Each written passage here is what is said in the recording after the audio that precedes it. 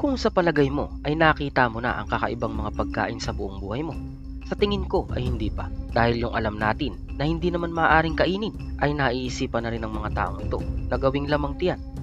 Ano-ano nga ba ang mga ito? Kaya tara at sama-sama nating alamin.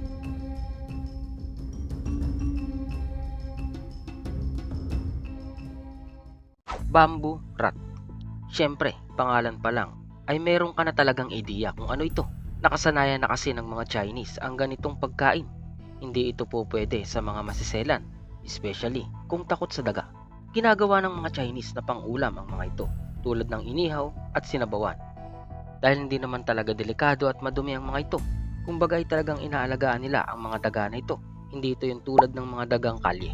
May naidudulot din itong taglay na kagamutan sa tao, tulad ng asma o hika. Pero ito naman ay natutunan lang nila sa tradisyon.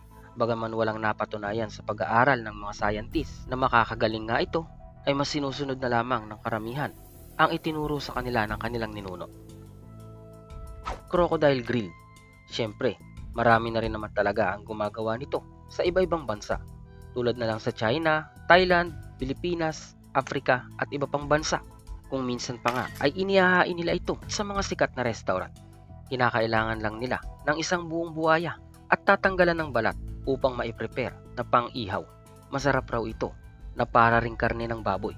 Ayon pa sa kanila, mayaman ito sa protina at omega-3 fatty acids. Kakaiba nga naman ito dahil may ilang nag-iihaw ng buong buo pa.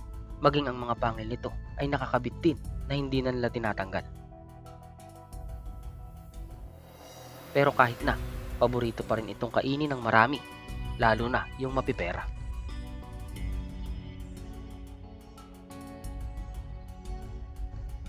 Fried centipede. Siyempre, ang pagkain ito ay madalas sa China dahil kahit kinatatakutan ito sa atin, ay ginagawa naman nila itong pagkain. Hindi yung maliliit na centipede, kundi yung malalaki talaga. Bakit nga ba? Well, dahil may halo raw itong medicinal tonics na nakapagpapalakas ng katawan ng tao. Para mas may thrill ang pagluluto, itutusok nila ito sa stick at kung minsan naman ay inihahalo sa gulay. Nasasarapan silang kainin ito dahil sa oras ng nguyain ng centipede ay iba ang dating sa bibig na nagbibigay ng crunchiness kapag kinakagat. Maaaring dahil na rin sa maliliit na paa nitong animoy parang chichirya. Bat soup. Nung magkaroon ng pandemic, ay pumasok sa kuro-kuro ng mga tao na dahil sa pagkain ng paniki kaya kumalat ito.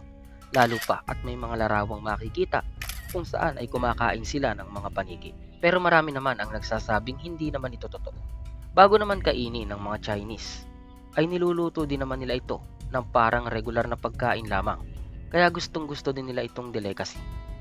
Mula sinabawan at fried bat, hindi lang yung mga regular na tao, kahit pa yung mga mapipera, ay kumakain din ito. Minsan pa nga ay sa ilang mamahaling restaurant pumupunta ang mga tao para lang matikman ang putahing paniki na ito. At sa ilang pamilihan pa nga doon ay nakakabili nito ng per kilo o di kaya ay per piraso. Sea cucumbers. Kung sa iba ay parang alien creature na nilalang, sa mga Chinese ay isa itong delicacy na maituturing at traditional na medicine. Hindi lang naman ito basta huhulihin sa dagat dahil nag-aalaga at nagpaparami na rin sila nito. Kung makikita mo pa nga, ay parang hindi mo rin kakayanin kainin dahil parang nakakadiri. Pero nagagawang kainin ito ng ilan. Kung itutulad sa pangalan nila, ay ibang-iba ang lasa nito sa cucumber o pipino. Dahil sabi nila, para rin daw itong isda kapag ginawa na nilang pagkain. Iluluto nila ng pag-isa o di kaya ay deep fried. At kung minsan naman ay kinikilaw lamang na pwede nang kainin. Ayon pa sa mga tao, may ilan din itong health benefits na matatanggap kapag kinain. Snake soup. Yun ang makakita ka na lamang ng ahas ay nakakatakot na. Ano pa kaya kung gagawin na itong pagkain? Natutunan din ng mga Chinese na gawing pagkain ito mula pa noong Qing Dynasty at isinserve pa nga ito sa mga royalty. Pinaniniwalaan nila na nakatutulong ito sa blood circulation kapag sinubukan mong inumin ang sabaw. At ang laman naman ay pinalalambot nila na halos mag-melt na.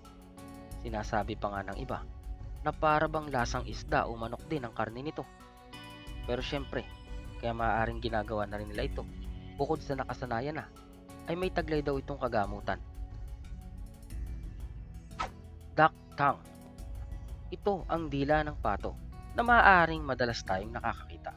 Imagine, sa dami ng bahagi ng karne na pwedeng kainin sa bibe, ay naisip nilang isama na rin ang dila. Maaaring may ilan na madidiri dahil kung iisipin ay kinakain ng mga bibi ang kung ano-ano na lamang, maging ang mga pusali at ilang madudumi. Imamarinate nila ang mga dila hanggang sa maaari na nilang iluto ng fried o ginisa, pwedeng papakin at pwede ring iulam. Marami ang may gustong kumain nito, pero syempre, mas marami naman ang aayaw, lalo na at hindi sanay. Pero kung titingnan mo naman ang ilang video na ito, ay sarap na sarap pa sila na ito ay nginunguya, na para bang baliwala lamang. So, ikaw, susubukan mo rin kaya na tumikim nito kung magkakaroon ka ng pagkakataon? 1 day old. Ito naman yung sisiw ng manok na kung hindi ka pa nakakatikim ay subukan mo na. Dahil mas mukhang nag-upgrade ang lasa nito kaysa sa tok neneng na itlog lamang. Kailangan lang nila na hirangin ang mga itlog na maaaring mapisana upang kunin ang mga sisiw na isang araw lang ang magiging buhay. Talagang tunay na sisiw ito na kung ikaw ay masailan, hindi mo talaga kakayanin kumain. Itutubog sa coated na kulay orange at ipiprito na para ring kwek-kwek. Then, suka lamang ang sausawan ay katalo na ang pagkain nito. Ay parang manok lamang din ang lasa.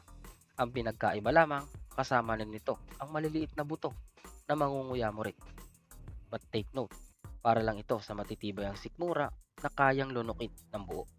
Pero kapag natikman mo naman ito,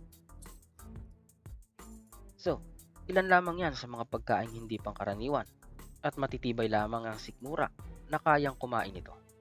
Kaya ikaw, magagawa mo rin kaya na tumikim nito kung alam mong hindi naman related sa nakakain natin na nakasanayan. Kaya ikaw, magagawa mo kaya na tumikim nito? Let us know in the comment.